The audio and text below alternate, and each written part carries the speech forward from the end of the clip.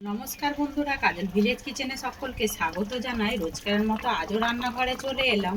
আজকের রেসিপি কাঁচা আলু আর ডিম দিয়ে মজাদার একটি রেসিপি আপনাদের সঙ্গে শেয়ার করব। গরম গরম ভাতের সঙ্গে কিন্তু দারুণ লাগবে। মাছ মাংস স্বাদ একেবারেই কিছুই ভালো লাগবে না এরকম একটা রান্না হলে। তো চলুন তাহলে শুরু করা যাক। তার জন্য প্লিজ প্রথম থেকে লাস্ট পর্যন্ত ভিডিওটি দেখতে থাকুন, আশা করছি ভালো লাগবে। তার জন্য এখানে দেখুন দুটো নিয়ে নিয়েছি, আলুকে এরকম গেট করে নিয়েছি, খুব ভালো করে ধুয়ে নিয়েছি। নিয়ে আর আমি একটা ছাঁকনির মধ্যে জল ঝাড়তে দিয়েছি। এবারে যেই এক্সট্রা জলটা আছে এটাকেও আমি ভালো করে নিংড়ে তুলে নেব। তো আলু দুটোকে বেশ ভালো করে নিংড়ে জল থেকে তুলে নিলাম। এবারে এর মধ্যে দিয়ে দেবো স্বাদ মতো লবণ বা মাপ মতো লবণ। তো লবণটা আপনারা আপনাদের মাপ মতোই দেবেন। আর এখানে দেখুন আদা রসুন আর কাঁচা লঙ্কা আমি এইভাবে বেটে নিয়েছি। এই বেটে রাখা আদা রসুন কাঁচা লঙ্কাটাও দিয়ে দেব। দুটো কাঁচা লঙ্কা বেটে নিয়েছি। আর এর মধ্যে দিয়ে দেব পেঁয়াজ কোচানো, দিয়ে দেব দুটো ডিম। তো তার আগে দিয়ে দেব আমি এখানে ম্যাগি মশলা। তো আমি এখানে হাফ চামচের মতো ম্যাগি মশলা দিয়ে দেব। তো হাফ চামচ দিয়ে দিলাম ম্যাগি মশলা। আর দিয়ে দেবো এর মধ্যে হলুদের গুঁড়ো, হলুদ গুঁড়ো দিয়ে দিলাম। দিয়ে দেবো এখানে আমি বেসন, ওই 2 চামচ বেসন দিয়ে দেবো। আপনারা চাইলে কর্নফ্লাওয়ার বা ময়দাও দিতে পারেন, তাতে করেও কিন্তু হবে। আর শত লাস্টে দিয়ে দেবো এর মধ্যে একটু ধনে পাতা কোঁচানো, ধনে পাতাটা দিয়ে দিলাম। আর এখানে দেখুন যে দুটো ডিম নিয়েছি, এই ডিম দুটো আমি দিয়ে দেবো। যখন হাতের সামনে মাছ মাংস থাকবে না, কিন্তু এরকম একটা খাবার অনায়াসে করাও যায় আর সকলকে কিন্তু দেওয়াও যায়। তো দেখুন দিয়ে দিলাম। তো এবারে এই সমস্ত উপকরণগুলোকে আমি বেশ হাত দিয়ে ভালো করে মেখে নেব, এইভাবে মিশিয়ে নেব। তো মেখে নিয়েছি, মাখাটা ঠিক এরকমই হবে। আলু আর ডিম দিয়ে কিন্তু বেশ খাবারটা কিন্তু মজাদার হয়। অপরদিকে একটা আমি তাওয়া গরম হতে বসিয়ে দিয়েছি। তাওয়ার মধ্যে দিয়ে দেব 2 চামচের মতো সাদা তেল। তো দিয়ে দেবো এর মধ্যে, তো দেখুন 2 চামচ দিয়ে দিলাম সাদা তেল। সাদা তেলটা একটু কড়ার চারিদিকে এইভাবে একটু ছিটিয়ে দেব। তো দেখুন তেলটা বেশ কিন্তু গরম হয়ে গেছে। এবার আমি এটাকে একটু আস্তে দিয়ে দেবো গ্যাসটাকে। দিয়ে আমি এটা সব ব্যাটার যেটা করে রেখেছিলাম ডিম আর আলু, এটা আমি এরকম মাছ বরাবর সবটা দিয়ে দেব। দিয়ে এইভাবে আমি একটু চারিদিকে সেট করে দেব। এখন এবারে এক পিঠটা হবে আমি এই প্লেটের মধ্যে নাবিয়ে নেব, না হলে ভেঙে যেতে পারে। এরকমভাবে আস্তে করে ঠিক নাবিয়ে নিতে হবে। এবার আমি এই প্লেটটা থেকে এরকমভাবে উল্টে দেব। তো দেখুন এইভাবে উল্টে দিলাম। দিয়ে এবারে প্লেটটাকে আমি তুলে নেব।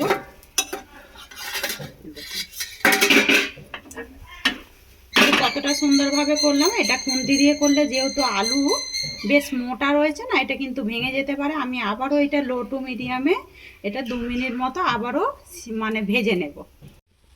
তো এটাকে উল্টে দিয়েছিলাম, আবারও 2 মিনিট পর ফিরে এলাম। মানে 2 মিনিট একদম লো টু মিডিয়ামে এইভাবে কিন্তু একদম ভেজে নিতে হবে। তো দেখুন এই পিঠটাও বেশ ভাজা হয়ে গেছে। এবারে উল্টে দেব। এই দেখুন কত সুন্দর হয়েছে। এখন কিন্তু উল্টানো যাবে, তখন যেহেতু কাঁচা ছিল না, ভেঙে যাওয়ার ভয় তো বেশিই ছিল। এইভাবে এবারে উল্টে পাল্টে আমি একটু ভেজে নেব। তো দেখুন বেশ হয়ে গেছে, এটা কিন্তু ভাজা হয়ে গেছে। এটাকে এবারে আমি নাবিয়ে নেব একটা থালার মধ্যে বা একটা প্লেটের মধ্যে নাবিয়ে নেবেন। দেখুন এবার আমি এটাকে একটু ঠান্ডা করে নেব। একটা কড়া বসিয়ে দিলাম, কড়ার মধ্যে দিয়ে দেব আমি সর্ষের তেল। তো সর্ষের তেল দিয়ে দিলাম। তেলটা বেশ একটু গরম হয়ে গেছে। আমি এর মধ্যে দিয়ে দেব এই সময় লবণ, দিয়ে দেব হলুদের গুঁড়ো, দিয়ে দিলাম। এবারে দেখুন এখানে আমি আলু কেটে রেখেছি, এখানে আমি 3টে আলুকে কেটে নিয়েছি। এই আলু 3টে আমি এর মধ্যে দিয়ে দেবো। বেশ ডুমো ডুমো করে কেটেছি। আপনারা চাইলে কিন্তু নাও কিন্তু আলু দিতে পারেন। আমি একটু আলু দিয়েই করবো, তাতে করে সবার হয়ে যাবে। এবার আমি এটাকে একটু ঢাকা দিয়ে ভালো করে ভেজে নেব, যাতে করে আলুটাও বেশ ভালোভাবে সিদ্ধ হয়ে যায়। এইটাও কিন্তু বেশ ঠান্ডা হয়ে গেছে। এবার আমি এটাকে কেটে নেব। দেখুন আগে একটু সাইডটা এইভাবে কেটে দেব। যেইভাবে ঠিক ধোকা হয় সেইভাবেই আমি কেটে নেব।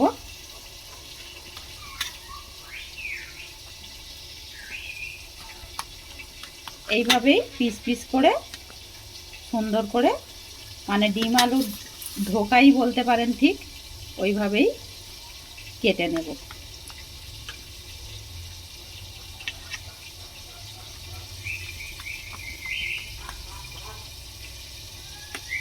তো দেখতে বেশ কিন্তু সুন্দর হয়েছে, আর খেতে তো আরো বেশি ভালো লাগবে।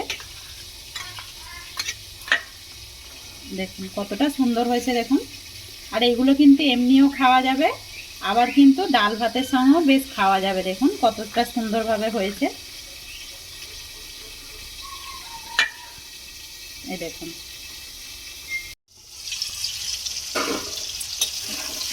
আলুটাও বেশ ঢাকা চাপা দিয়ে একটু ভেজে নিলাম। দেখুন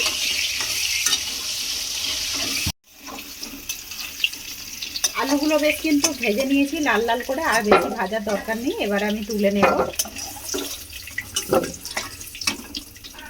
এই তেলের মধ্যে আমি কিছু ফোড়ন দেব। দেখুন এখানে গোটা গরম মশলা নিয়েছি, ডালচিনি, লবঙ্গ, এলাচ, এইগুলো আমি ফোড়নের জন্য দিয়ে দেব। আর দিয়ে দেবো এখানে একটা তেজপাতা। তেজপাতাটাকেও একটু ফাটিয়ে নিলাম, দিয়ে দিলাম ফোড়নের জন্য। এবারে এখানে একটা আমি পেঁয়াজকে কেটে রেখেছি, দেখুন এইভাবে টুকরো করে, মানে খুব বড় সাইজের পেঁয়াজটা ছিল, আমি এ থেকে এক ভাগ বেটে নিয়েছি, সেটা আমি দেখাচ্ছি। বাটাটা এক ভাগ মতো নিয়ে বেটে নিয়েছি। তো পেঁয়াজটা দেখুন বেশ ভাজা হয়ে গেছে, আর বেশি এর থেকে ভাজার লাল লাল করা দরকার নেই, বাদামি রং আসা পর্যন্ত ভেজে নিলেই হবে। আবারও কষানোর সময় বেশ কিন্তু পেঁয়াজটা ভাজা হয়ে যাবে। এর মধ্যে দেখুন এখানে আমি একটা টমেটো, 4টে কাঁচা লঙ্কা, আদা রসুন মাপ মতো, আর ওই যে আধখানা পেঁয়াজটা বললাম না 4 ভাগে রাখবো, ওই পেঁয়াজটাও দিয়ে ভালো করে বেটে নিয়েছি মিক্সিতে দিয়ে। এই সময় আমি গ্যাসের ফ্লেমটাকে একটু ফের আবারও একটু লো টু মিডিয়ামে রাখবো বা আস্তে দিয়ে দেব। দিয়ে খুব ভালো করে এইভাবে কষাতে থাকবো। মশলা যত কষানো হবে তাতে করে কিন্তু তরকারির টেস্টটাও কিন্তু দুর্দান্ত হয়। তো দেখুন ঢাকা চাপা দিয়ে বেশ মশলাটা কষিয়ে নিয়েছি, মশলা থেকে একদম তেল ছাড়তে শুরু করেছে। এবারে এই সময় আমি দিয়ে দেবো এর মধ্যে অল্প করে একটু মশলা ধোয়া, মানে মিক্সি ধোয়া একটু জল দিয়ে দেবো। আর এর মধ্যে এবারে কিছু গুঁড়ো মশলা অ্যাড করব। দিয়ে দেবো আমি মাপ মতো বা পরিমাণ মতো হলুদের গুঁড়ো, দিয়ে দেবো এর মধ্যে জিরে গুঁড়ো, 1/2 চামচ মতো করেই দিয়ে দিলাম জিরে গুঁড়ো। দিয়ে দেবো আমি ধনে গুঁড়ো, দিয়ে একটু মিশিয়ে নেব। এবার আমি দিয়ে দেবো এখানে কাশ্মীরি লঙ্কার গুঁড়ো। আমি কিন্তু এর মধ্যে কাঁচা লঙ্কা যেহেতু ব্যবহার করেছি ঝালের জন্য, এটা সুন্দর একটা রঙের জন্য দিয়ে দেবো, ওই 1/2 চামচ মতোই দিয়ে দিলাম। দিয়ে মশলাটাকে আবারও খুব ভালো করে মিশিয়ে নেব। দেখুন মশলা থেকে আবারও কিন্তু সুন্দরভাবে তেল ছাড়তে শুরু করেছে, মানে গুঁড়ো মশলার একটা যে গন্ধ থাকে ওইটাও কিন্তু বেশ চলে গেছে। এবার আমি এখানে টেস্টের জন্য দিয়ে দেবো বেশ কিছুটা, দেখুন চিনি নিয়েছি। এটা যেমন তরকারি স্বাদও হয় তেমন কিন্তু ব্যালেন্স ঠিকঠাক রাখে। এবার আমি যে কেটে রাখা আলুগুলো এর মধ্যে দিয়ে দেবো এই সময়। দিয়ে আমি মশলাটাকে আবারও ভালো করে বেশ আলুর সঙ্গে কষিয়ে নেব। আর অপর দিকে দেখুন জল আমি গরম হতে বসিয়ে দিয়েছি, এই গরম জলে কিন্তু ব্যবহার করব। তো দেখুন এখানে বেশ আলুর সঙ্গে মশলা সুন্দরভাবে কষানো হয়েছে, দেখুন দেখে কিন্তু বুঝতেই পারছেন কতটা সুন্দরভাবে কষানো হয়েছে। এবার আমি এর মধ্যে জল দিয়ে দেবো, যেই গরম জলটা করে রেখেছি এই গরম জল আমি এর মধ্যে ব্যবহার করব। তরকারির মধ্যে এরকম ভাপা পিঠের মধ্যে যদি গরম জল দেওয়া যায় তাতে করে কিন্তু তরকারির টেস্টটা কিন্তু বেশ লাগে আর সুন্দর হয়। দেখুন গরম জল দিয়ে দিচ্ছি। তো দেখুন জল দিয়ে দিয়েছি, যেহেতু গরম জল দিয়ে দিয়েছি দেখুন আগে থেকেই ফুটতে আরম্ভ হয়েই এসেছে, ফুটে উঠেছে। এবার আমি ঢাকা দিয়ে একদম আলুগুলোকে ভালো করে সিদ্ধ করে নেব। তো দেখুন একেবারে কিন্তু আলুগুলো বেশ সিদ্ধ হয়ে গেছে। আমি এর আগে একবার দেখে নিয়েছিলাম, তো লবণটা আমার দেখানো হয়নি, আমার তখন একটু ফোনটা মানে ক্যামেরাটা একটু ডিস্টার্ব করছিল তাই। এবার আমি এর মধ্যে দিয়ে দেব আলু, কাঁচা আলু আর ডিমের যে মানে ধোকাগুলো করে রেখেছি এইগুলোকে আমি এবারে ঝোলের মধ্যে দিয়ে দেব। তো সবগুলোই দিয়ে দেব, কতগুলো কিন্তু ভাজা হতে হতেই খেয়ে নিয়েছে। বেশ কিন্তু ভালো লাগে। দেখুন, যখন হাতের সামনে মাছ মাংস থাকবে না, অল্প আলু আর ডিম দিয়েই কিন্তু এরকম একটা খাবার কিন্তু হয়ে যায়। দেখুন,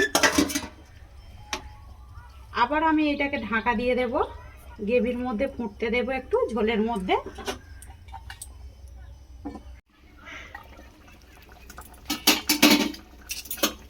তো দেখুন কতটা সুন্দরভাবে একেবারে ডিমের ধোকাগুলো কতটা ফুলে উঠেছে। দেখুন, একদম মানে ঝোল একদম সোপ করে গেছে। দেখুন কতটা টেবো টেবো হয়ে গেছে, আর একেবারে কিন্তু নরম হয়ে গেছে বেশ।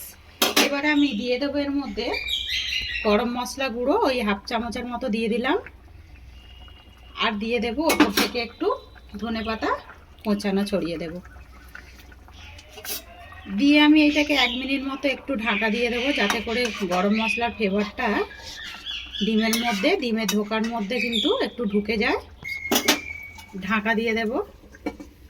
তো দেখুন বন্ধুরা, একেবারে রেডি হয়ে গেছে। গরম গরম ভাতের সঙ্গে কিন্তু দারুণ লাগবে। কাঁচা দেখুন আলু আর ডিম দিয়ে কিন্তু একটি দুপুরের খাবার কিন্তু দারুণ স্বাদের হয়ে গেল। রেসিপিটি কিরকম লাগলো কমেন্ট করতে কিন্তু ভুলবেন না। একবার হলো এইভাবে বাড়িতে ট্রাই করবেন। যদি ভালো লেগে থাকে লাইক শেয়ার কমেন্ট করবেন, বন্ধুদের সঙ্গে শেয়ার করবেন, আর এই ছোট্ট চ্যানেলটিকে সাবস্ক্রাইবার করে নেবার অনুরোধ রইল। তো দেখুন কালারটাও কতটা সুন্দর হয়েছে। একদম এরকম কিন্তু দুপুরে ভাতের সঙ্গে দেখেই কিন্তু খাওয়া হয়ে যাবে, আর কিন্তু না জেনে যদি দেন অবাক হয়ে যাবেন। দেখুন কতটা সুন্দরভাবে রান্না করলাম, মাছেরও প্রয়োজন পড়লো না, অথচ মাংসেরও প্রয়োজন পড়লো না। একদম গরম ভাতের সঙ্গে কিন্তু খাওয়া হয়ে যাবে। তো যদি ভালো লেগে থাকে বন্ধুদের সঙ্গে শেয়ার করবেন, একটা লাইক করে দেবেন। আমার এরকম নিত্য নতুন রান্নার জন্য পাশে থাকা বেল আইকনটি প্রেস করবেন। সবাই ভালো থাকবেন, সুস্থ থাকবেন। ধন্যবাদ। আবারও কোনো নতুন রেসিপি নিয়ে ফিরে আসবো।